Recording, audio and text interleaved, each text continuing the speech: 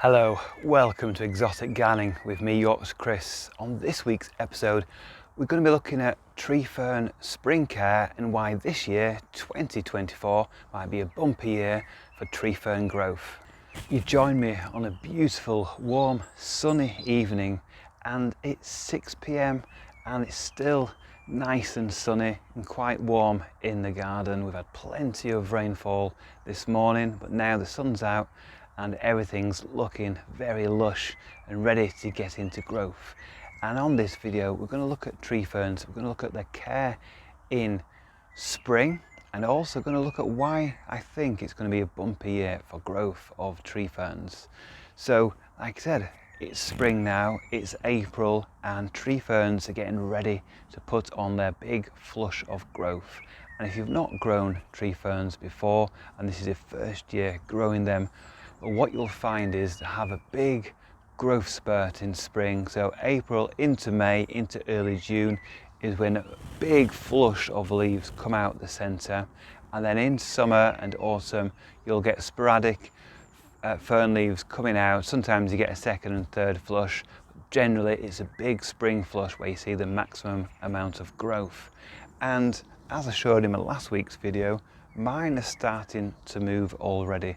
So we'll have a quick look in there now, and we'll talk about how to get them to grow even bigger and better as the years progress. Now this tree fern here, it's about 60 centimetres tall of trunk, and then the leaves come out and they're about 1.5 meters long at the longest points.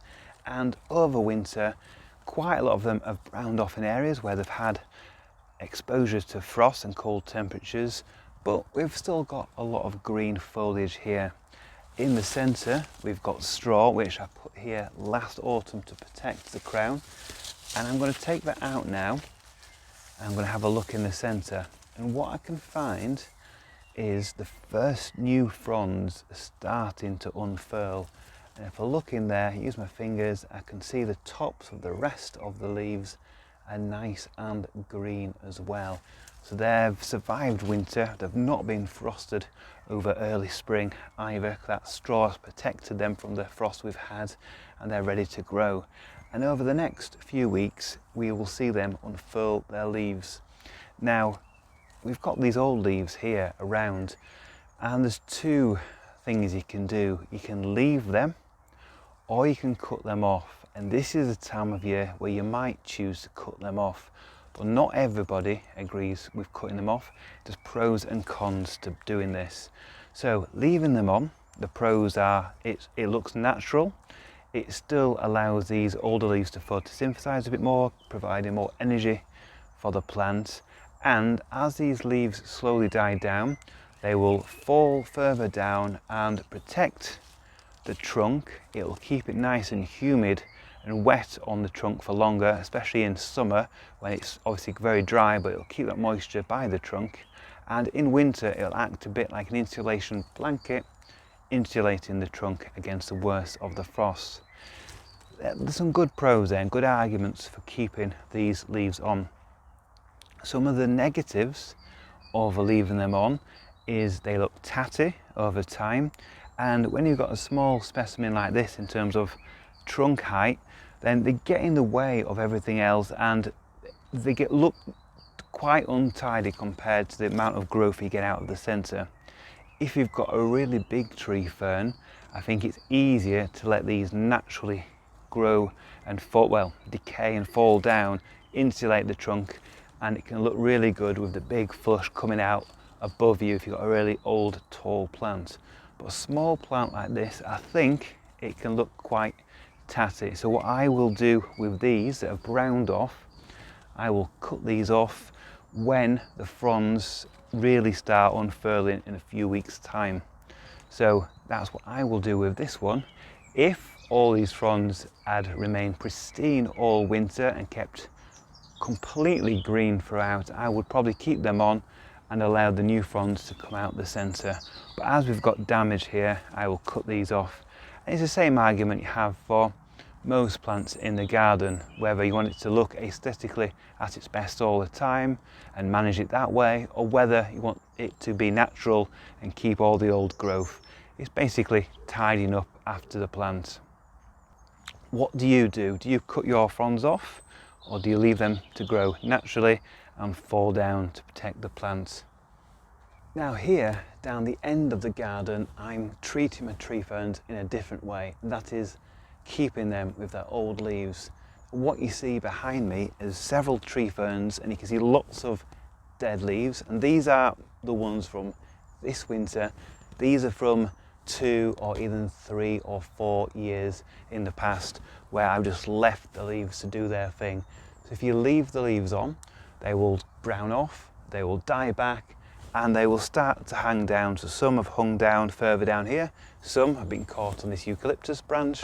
Basically, they look quite scruffy, but they're completely natural. I've not had to cut back any leaves whatsoever. This year's or last year's leaves still got some green up there, and then the new leaves are ready to emerge from the centre, just like the one I showed you further down the garden.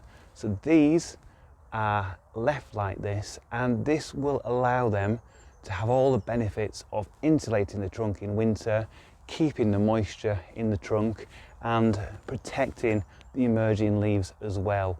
So these have lots of positives, but the negative is it looks a bit messy, so it doesn't look as nice, but it means we'll probably get better growth on the tree ferns. So it's up to you whether you keep the fronds on or fronds off. Now, feeding tree ferns. Do you need to feed them to get amazing plants? Well, the truth is you don't need to feed them. I don't particularly feed mine on purpose here. This bunch down the back of the garden, I leave to their own devices, apart from watering them a lot in summer and making sure they don't completely dry out at other times in the year as well. But it's true that if you do feed the plants, like all plants, then you will get larger specimens over time. You'll get bigger, lusher leaves. So you can use some chicken manure, dilute that in some water, and then water that over the crown. Do that in spring and in summer, and you will get a bigger flush of leaves. Maybe not that current year, but the following year you should get a bigger flush of leaves, and over time, and like a lot of time, you'll start to get a wider and wider trunk for the new flushes if they're getting more and more leaves coming out, and if it's a happy plant. But it's not completely necessary. Like I said, these don't get fed. They've been here for a number of years now, and they're doing really, really well. The ones close to the house, I don't feed them directly, but if I'm putting some feed around the palm trees and the bamboos nearby, then the odd bit of fertilizer will obviously feed the tree ferns at root level, so it will be getting the nutrients that way. And another thing you can do is, if you do take off some of the old leaves, you can chop them up and just leave them around as a mulch on the ground, and that will keep the moisture in and slowly feed the plants just a little bit by adding the organic nutrients into the ground. Now, I said this could be a fantastic year for tree fern growth, and I believe that to be the case.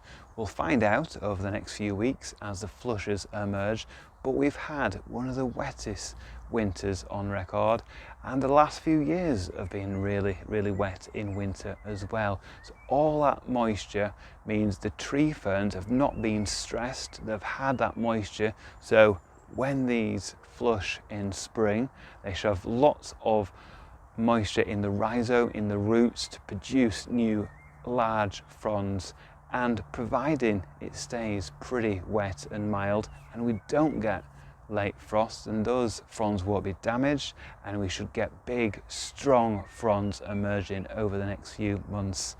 And it also means it's a knock-on effect, so next year should be even better if we continue with mild winters, wet winters, because you get big fronds one year and it bulks up the plant and it allows more energy to be stored in the rhizomes. The following year you've got the potential for even bigger, lusher fronds as well.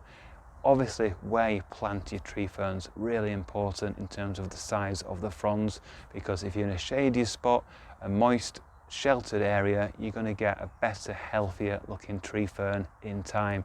If you have a tree fern growing in full sun without any shelter whatsoever, it will really struggle and the fronds won't be half well, won't be half the size of if they're in shade and sheltered. So you really want to position it where, yes, it can get some sun, totally fine with sun, but it wants that shelter, it wants that close, moist atmosphere. So think about when you go into a walk in the woods and you go to an area where basically there's no wind, everything feels really sheltered, there's moss growing on tree trunks, you've got ferns growing, and it just feels damp in the air. That is the sort of conditions you want to grow your tree ferns, because it keeps the moisture in and it allows them to grow at their best.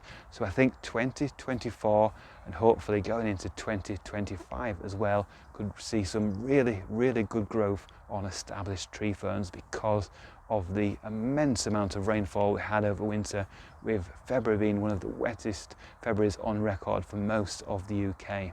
So let me know how your tree ferns are doing. Are you going to cut off the fronds of the old fronds or not? Are you going to leave them on? And are you going to see huge growth this year?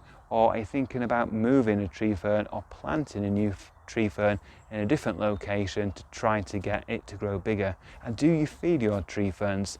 Do you do what I do and basically let them get on with it, apart from lots of watering? Or do you add lots of fertilizer to get bigger, lusher growth? Let me know in the comments below. So let's take a closer look at the tree ferns down the corner of my garden. They're in the most sheltered spot with the eucalyptus trees above and a laurel tree as well, providing protection year round. Like I said just a minute ago, keeping all the old fronds to protect the trunks here, and we've got straw in the centres, and the newest leaves on these are pretty much all green, so they've survived the winter really well with that protection overhead. But if we go down, you can see we've got a double trunk here.